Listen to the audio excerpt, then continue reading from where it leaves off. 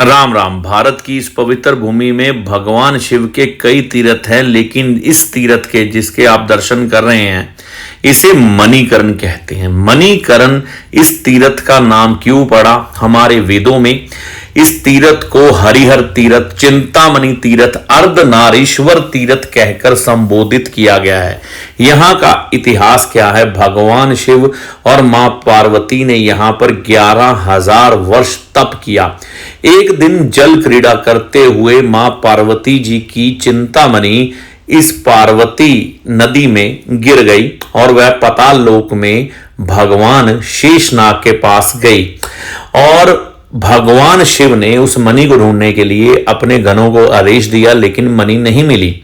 जब मणि नहीं मिली तो भगवान शिव ने अपने नेत्रों से मां नैना देवी जी को प्रकट किया और वह शेषनाग के पास पाताल में गए, उन्हें मणि लौटाने को कहा। तो भगवान शेषनाग ने फुंकार मारकर ये जो आप मणियां देख रहे हैं ना जल के बीच में, कहते हैं ये सारी मणियां और चिंतामणि प्रकट कर दी और माता पार्वती जी के पास उनकी चिंतामणि पुनः आ गई।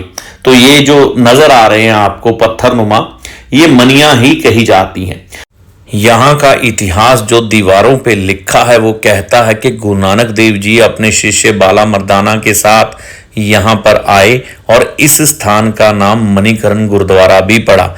उनको खोजते हुए नारायण हरि जी 1940 में जो स्वर्गवासी हो गए, गुरु नानक देव जी के इस स्थान को खोजते हुए आए।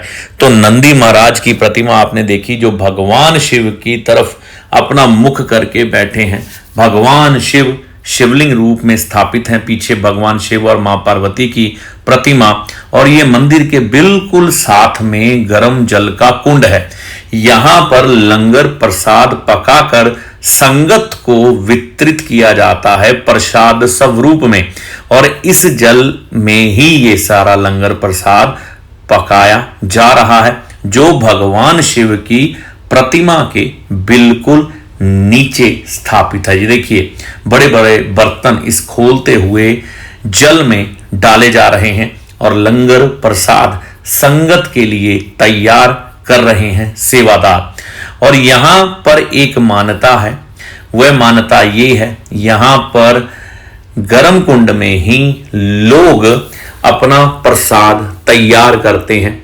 एक कपड़े की थैली में चावल डालकर उस पे व्हाइट कलर का धागा बांधकर, जैसा आप देख पा रहे हैं, जल में उस थैली को डाल दिया जाता है और चावल जब उबल कर तैयार हो जाते हैं तो प्रसाद स्वरूप में संगत उसे ग्रहण करती है और अपने आप को धन्य मानती है। भगवान नंदी जी के कानों में संगत अपने मनोकामनाओं को कहते हुए। इस मंदिर की ऊर्जा बेहद अद्भुत है और भगवान शिव के यहां पर आशीर्वाद की अनुभूति होती है। यहां से चलते हुए हम आगे की तरफ बढ़ते हैं तो मंदिर के बिल्कुल पीछे पार्वती नदी बहती है और यहां पर मन शून्य हो जाता है, मन के सभी विचार शून्य हो जाते हैं। आगे बढ़ते हैं हम गर्म गुफा की तरफ, हॉट केव, जो मंदिर के बिल्कुल नीचे जाकर स्थित है और यहां पर बैठने से कहते हैं शरीर की दर्दें और रोग खत्म हो।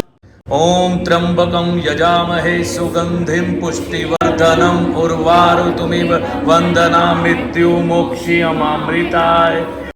ओम नमो शिवाय। हर हर महादेव। ये जो जल कुंड आप देख रहे हैं ये गुरुद्वारा साहिब के बिल्कुल नीचे हैं। यहाँ पर स्नान करने के बाद संगत अपने रोगों से मुक्ति पाती है और अपने इष्ट का आशीर्वाद प्राप्त करती है। ये स्थान हिमाचल प्रदेश के कुल्लू शहर में स्थित है, कसौल के पास। कसौल से 6 किलोमीटर की दूरी पर है। अवसर मिले तो इस अद्भुत तीर्थ के दर्शन एक बार ज़रूर करें। भगवान शिव और माँ पार्वती की कृपा से आपके जीवन में सुख आए। हर हर महादेव। जय माता दी।